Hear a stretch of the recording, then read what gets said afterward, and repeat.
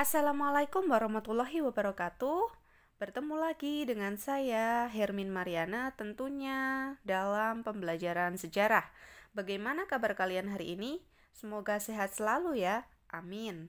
Oke, hari ini kita akan membahas sistem ekonomi pada masa demokrasi liberal rentan tahun 1950 hingga 1959. Oke, yang pertama, kita bahas terlebih dahulu kondisi ekonomi Indonesia saat itu. Nah, bisa dibilang kondisi ekonomi saat itu sangat sulit. Hal ini dapat dilihat dengan meningkatnya hutang luar dan dalam negeri. Apa sih yang menyebabkan keadaan ekonomi saat itu menjadi sulit? Ada beberapa faktor. Yang pertama, menanggung beban ekonomi sebagai dampak kesepakatan KMB atau Konferensi Meja Bundar. Jadi pemerintah Indonesia menanggung hutang untuk ganti rugi ketika Perang Indonesia-Belanda.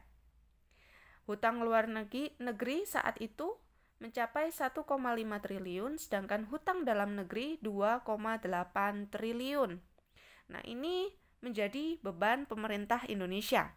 Kemudian yang kedua, Indonesia hanya mengandalkan satu jenis ekspor saja, yaitu hasil perkebunan. Kondisi ini membawa dampak perkembangan perekonomian Indonesia tidak mengarah pada stabilitas ekonomi. Kemudian yang ketiga, terbatasnya sumber daya manusia yang mengerti soal perekonomian. Hal ini tentu saja terjadi karena politik kolonial Belanda yang tidak mewariskan ahli-ahli yang cukup di bidang perekonomian. Kemudian yang keempat, tokoh nasional sendiri tidak memiliki pengalaman, dana, dan ahli tenaga yang cukup dalam menjalankan ekonomi nasional. Ini masih berkaitan dengan poin ketiga.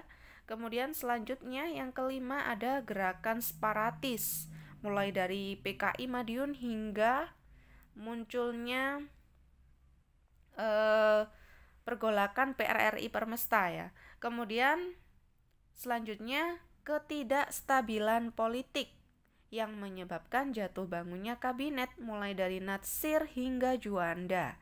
Kemudian yang ketujuh, tingginya jumlah mata uang yang beredar dan meningkatnya biaya hidup. Nah, ini menjadi masalah jangka pendek yang dihadapi pemerintah. Kemudian, yang terakhir, pertambahan jumlah penduduk dengan tingkat hidup yang rendah. Dan ini menjadi masalah jangka panjang yang harus dihadapi oleh pemerintah. Lalu, dari keadaan tersebut muncul pemikiran ekonomi nasional. Pemikiran ekonomi pada tahun 1950-an ini umumnya merupakan upaya pengembangan struktur perekonomian kolonial menjadi perekonomian nasional. Artinya, ada usaha untuk memunculkan pengusaha-pengusaha pribumi agar perekonomian Indonesia itu tidak didominasi oleh pengusaha asing. Nah, khususnya pada saat itu kan yang menopang ekonomi Indonesia saat itu adalah etnis Cina. Jadi banyak pengusaha yang sukses itu bermunculan dari etnis Cina di Indonesia pada saat itu. Lalu, kebijakan seperti apa yang dicanangkan oleh pemerintah? Ada banyak. Yang pertama, ada ekonomi benteng.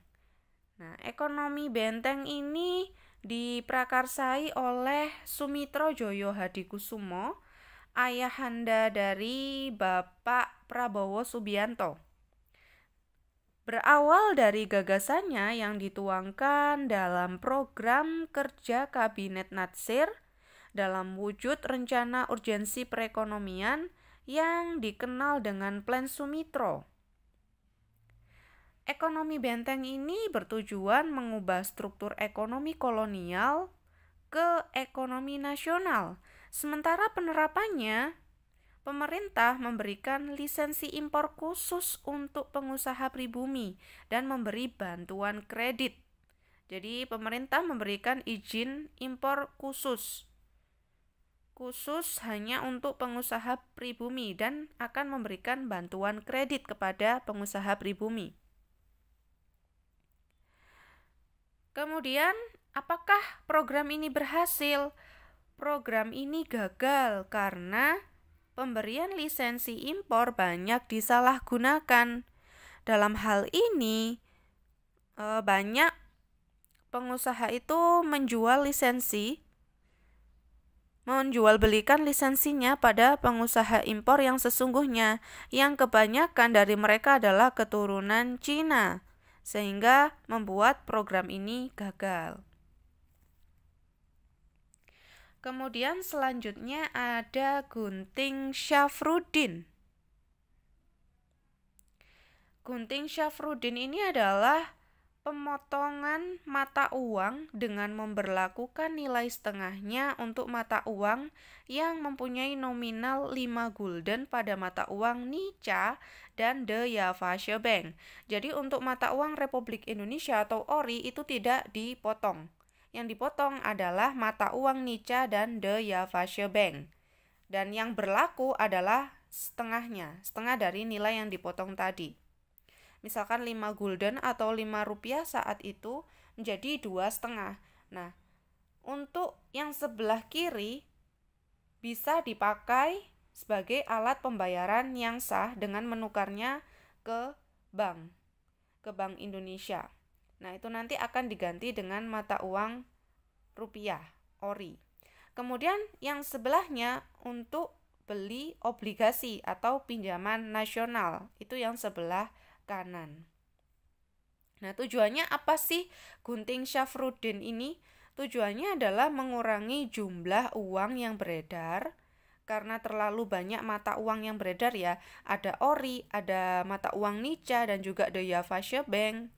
Kemudian mengatasi defisit anggaran. Selanjutnya ada kebijakan nasionalisasi De Javasche Bank menjadi Bank Indonesia melalui UU nomor 24 tahun 1951 dengan fungsi sebagai bank sentral dan bank sirkulasi. Nah, di samping ini ada gambar bangunan De Javasche Bank. Sebenarnya tujuannya apa sih? Ya, mendorong pendapatan negara untuk memperbaiki stabilitas ekonomi pada saat itu. Kemudian selanjutnya ada sistem ekonomi Alibaba. Ini diprakarsai oleh Iskak Cokro Hadisuryo sebagai Menteri Dalam Negeri pada masa Kabinet Ali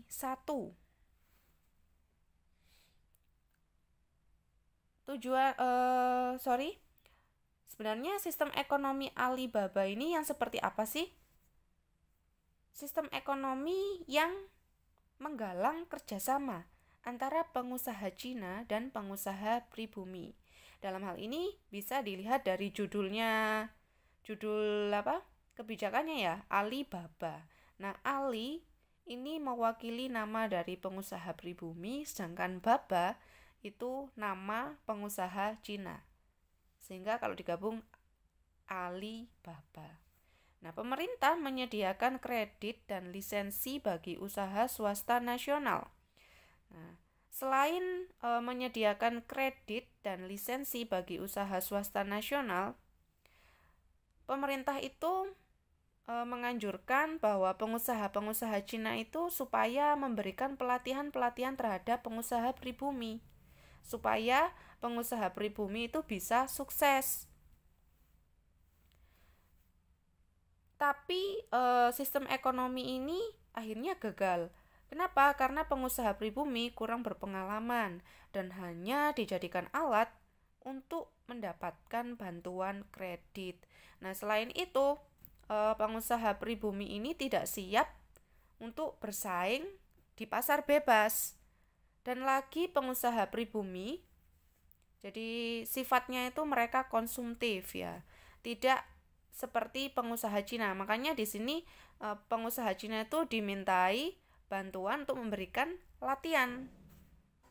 Jadi menjalin hubungan kerjasama gitu antara pengusaha Cina dan pengusaha pribumi. Sedangkan pemerintah menyediakan fasilitas kredit dan juga lisensi bagi bagi pengusaha pribumi atau usaha swasta nasional. Selanjutnya ada FINEK atau yang dinamakan finansial ekonomi. Nah, ini berlangsung pada masa Kabinet Burhanuddin Harahap.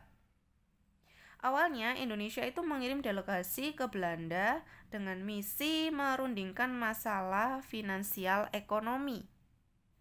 Nah, isi yang terpenting dari misi yang dikirim ke delegasi Belanda, isinya adalah pembatalan sepihak atas hasil-hasil konferensi meja bundar atau KMB. Sebenarnya ada lagi, yaitu hubungan finansial ekonomi Indonesia Belanda itu didasarkan atas hubungan bilateral. Dan yang ketiga, hubungan finansial ekonomi didasarkan atas undang-undang nasional. Tidak boleh diikat perjanjian yang lain. Nah, kemudian karena ditolak, akhirnya ya sudah, secara sepihak langsung si perwakilan dari Kabinet Burhanuddin Harahap ini membatalkan hasil-hasil konferensi meja bundar dan melakukan pembubaran Uni Indonesia Belanda. Tujuannya apa sih pembubaran Uni Indonesia Belanda ini? Tujuannya adalah melepaskan diri dari ikatan ekonomi dengan Belanda supaya tidak terikat dengan Belanda. Nah, dampaknya apa? Akhirnya banyak pengusaha Belanda itu menjual perusahaannya, sedangkan pengusaha pribumi belum bisa mengambil alih perusahaan-perusahaan tersebut. Nah, yang terakhir ada program pembangunan 5 tahun.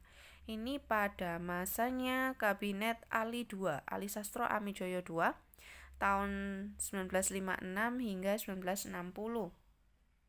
Tujuan dicanangkannya program pembangunan 5 tahun ini adalah mendorong munculnya industri besar, mendorong munculnya perusahaan yang melayani kepentingan umum dan jasa yang mampu mendorong penanaman modal. Nah, akan tetapi program pembangunan 5 tahun ini gagal karena program ini berat dijalankan dan perekonomian semakin memburuk karena ketegangan politik saat itu, sehingga program ini gagal. Ketegangan politik itu kan bahkan memunculkan pemberontakan yang penumpasannya memerlukan biaya cukup tinggi ya, sehingga ini tidak mengarah pada stabilitas ekonomi, melainkan sebaliknya. Jadi seperti itu. Oke, sekian pembelajaran tentang sistem ekonomi pada masa demokrasi liberal rentan tahun 1950 hingga 1959. Semoga apa yang saya sampaikan bisa diambil hikmahnya, dijadikan pelajaran untuk bekal hidup masa kini dan yang akan datang. Saya akhiri, wassalamualaikum warahmatullahi wabarakatuh. Salam jas merah.